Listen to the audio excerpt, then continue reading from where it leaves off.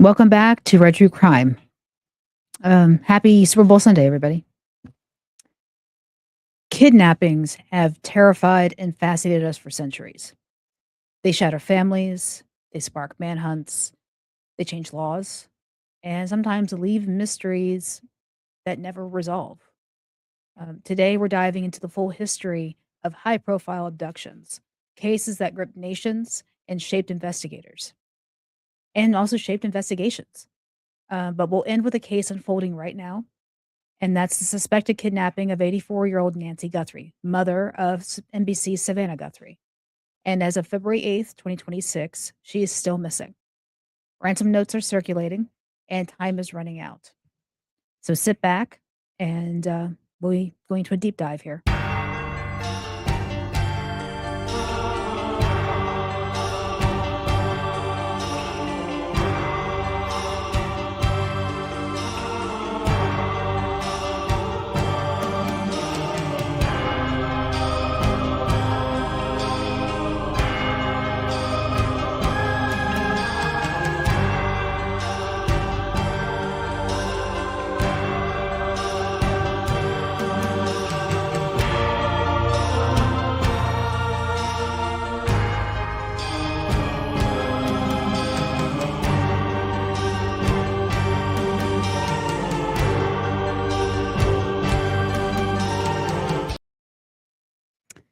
Well, let's start at the very beginning. So, some of the earliest high profile kidnappings date back to the 19th century. In 1836, 9-year-old Cynthia Ann Parker was taken by the Comanche chief, Quanah Parker. And this was happening in Texas. She integrated into the tribe, married a chief, and had children, including future leader Quanah Parker. Now, when rescued years later, she never fully readjusted and died heartbroken in 1871. Now we're going to fast forward to 1874. Charlie Ross, a 4-year-old in Philadelphia, was lured away with candy and fireworks. His father received ransom demands but refused to pay publicly. Charlie vanished forever, possibly the first major U.S. ransom case. It birthed the warning, don't take candy from strangers. And then we have in 1900, Eddie Cudahy Jr., son of meatpacking millionaire, was abducted in Omaha, and a $25,000 ransom was paid, equivalent to nearly $1 million today. And he was released unharmed. The kidnapper was acquitted in a sensational trial. But let's get into the early 20th century. 1911 brought the heartbreaking disappearance of Elsie, I'm not even sure how to pronounce her last name, Powerbeck in Chicago. Now, this case, her body was found strangled in a canal a month later, but no arrests were ever made. And then we get into some that have been somewhat sensationalized on film. The case of Bobby Dunbar in 1912, a 4-year-old that vanished on a fishing trip in Louisiana. I've actually talked about this case before, did a deep dive on it about a year ago. Months later, a boy was found with a handyman who claimed he was family. The Dunbars took him back, but DNA in 2004 proved it wasn't Bobby. The real child's fate, no one knows. But these early cases showed how kidnappings could exploit grief and confusion, setting the stage for the most infamous of all. And that would be the Lindbergh baby. In 1932, the world watched in horror as 20-month-old Charles Lindbergh Jr. was snatched from his New Jersey nursery. A ladder, a ransom note, $50,000 paid, but the toddler's body was found weeks later, killed shortly after the abduction. Bruno Hauptmann was convicted and executed in 1936 after spending marked bills. The trial was a media circus, and the trial was a media circus leading to the Lindbergh Law, making interstate kidnapping a federal crime. This case defined kidnapping terror in America. Bear with me just one moment.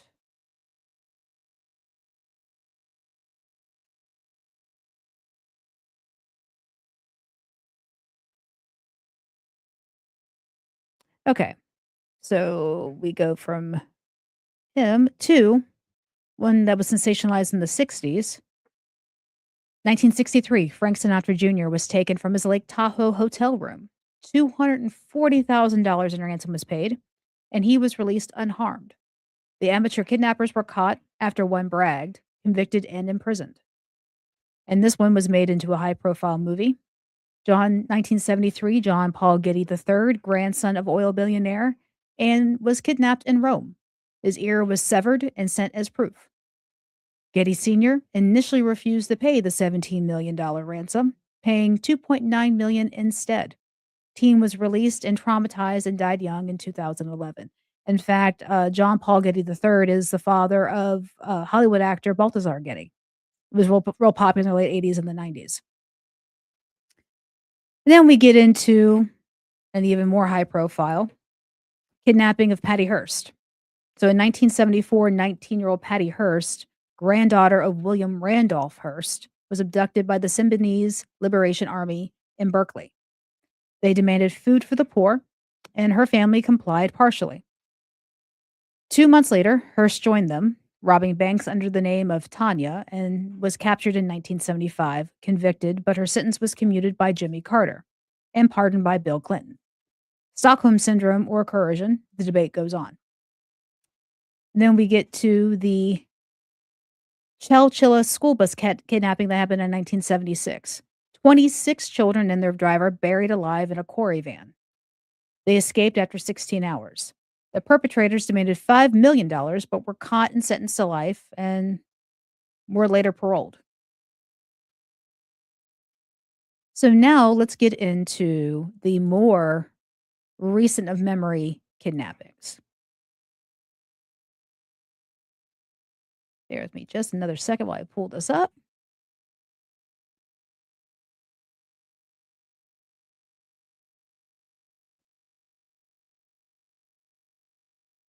J.C. Duggard was taken in 1991 in California and held for 18 years by Philip and Nancy Garrido. He had 2 daughters by him. Discovered in 2009 after a campus sighting, Garrido got 431 years and Nancy 36 to life. JC received millions in settlement and wrote a memoir, which is beyond traumatizing. I cannot even imagine living with your kidnapper that long and having his children. Yeah, like I said, I've never read her book, but it's one that I think anybody in true crime should probably read, you know. Let's see. Now let's get to Amber Hagerman. 1996. Amber Hagerman, 9, abducted while biking in Texas. Her body found days later, unsolved. But it created the Amber Alert system, saving over 1,000 children. So this is the child that created the Amber Alert system. Her case alone has saved many, many children. So we always need to remember her, Amber Hagerman. Because sometimes we see these Amber Alerts, all these different alert systems, but no one ever knew where they came from. This is the case that started that. So never forget Amber Hagerman, because I know her family never did. And every child that is saved because of the Amber Alert system will always remember Amber Hagerman is the one who created that. So after Amber Hagerman, we have Elizabeth Smart. Let me pull her up really quick. Yep, Elizabeth Smart. So Elizabeth Smart, 14, this happened in 2002, taken from her Utah bedroom, held 9 months by Brian David Mitchell and Wanda Barzee, rescued after recognition in public. Mitchell got life. Barzee served 15 years. And this one just shocked me beyond belief. The kidnapping of Michelle Knight, Amanda Berry, and Gina De Jesus in Cleveland, they were held for over a decade. And Berry escaped in 2013 with her daughter, fathered by Castro, Ariel Castro, leading to rescue. Castro was sentenced to life plus 1,000 years, but died by suicide soon after. And this is a case that's coming up that has been in the news media here recently. Madeleine McCann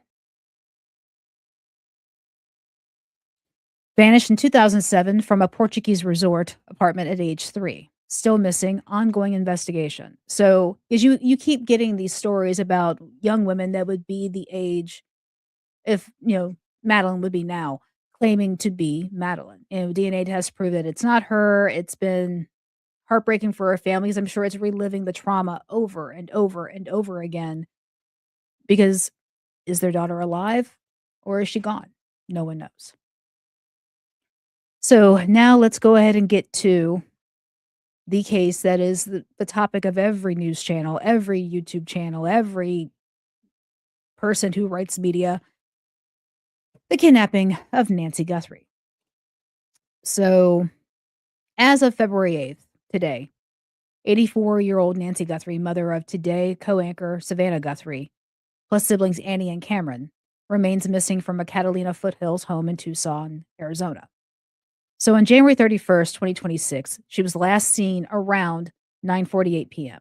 after a family dinner and games. She was dropped off at home, and garage door closes at 9:50 p.m. February 1st, family reports her missing after she misses church. Signs of struggle, blood on the porch, and we've heard that the DNA is confirmed that it's Nancy's blood. And the doorbell camera was disconnected. Pima County Sheriff's Department and FBI lead, but there's still, at this point, no suspects or persons of interest named. Now, there's been some false stories saying, oh, well, it was the son in law of Nancy Guthrie, which would be the husband of her daughter, Annie, is involved. Or, now maybe the brother, Nancy Guthrie's son, Cameron, is involved. You hear a lot of these stories, but there is no evidence. There's been nothing stating either of these people are involved in her disappearance. Extensive searches, canines, drones, helicopters, blood evidence, possible forced entry, which they have not been clear on that. And the upsetting thing is Nancy needs daily meds for her heart and blood pressure and has a pacemaker, so time is critical. Then we hear about the multiple ransom notes sent to the media, to TMZ, to KOLD, and KGUN. Demands in Bitcoin. Latest reported $6 million Monday, which is tomorrow, February 9th, by 5 p.m. Mountain Time. So that would be 7 p.m. Eastern Time, with threats to her life. Now, earlier notes had Thursday and Monday deadlines, mentioned specific home details, damaged property, Apple Watch location, and they did this for credibility. And FBI has been analyzing the authenticity, but there's not been any proof of life given yet. One fake note led to an arrest, but others taken seriously. So, and we've seen the appeals, from Savannah, Annie, and Cameron released emotional videos. We will pay, begging for her safe return. President Trump has commented the probe had strong clues and offered federal help. Billboards with tip lines going up in nearby states. This case, let me tell you,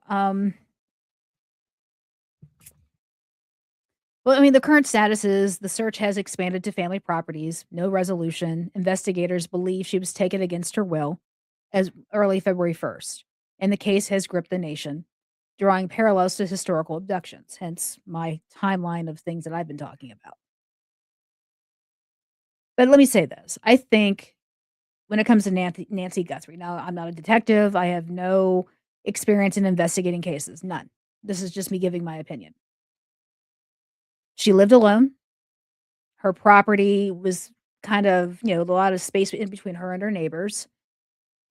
I think whoever took her has ties to the Guthrie family. And I'm thinking, like, they need to look into any home healthcare people, anybody who's done work on the property, like gardeners, any handyman, anything like that. I think they need to look into these people because whoever has taken her knows the inside of this house, knows how to access the house, and knows what's around her immediately. So I think it's somebody tied in like that. I don't think it's family, but I think it's somebody who has worked with the family. And I think the other thing they need to look into is, or what I'm trying to figure out is how on earth are they gonna do this exchange? AI and media and cameras and digital whatever. This is gonna be hard.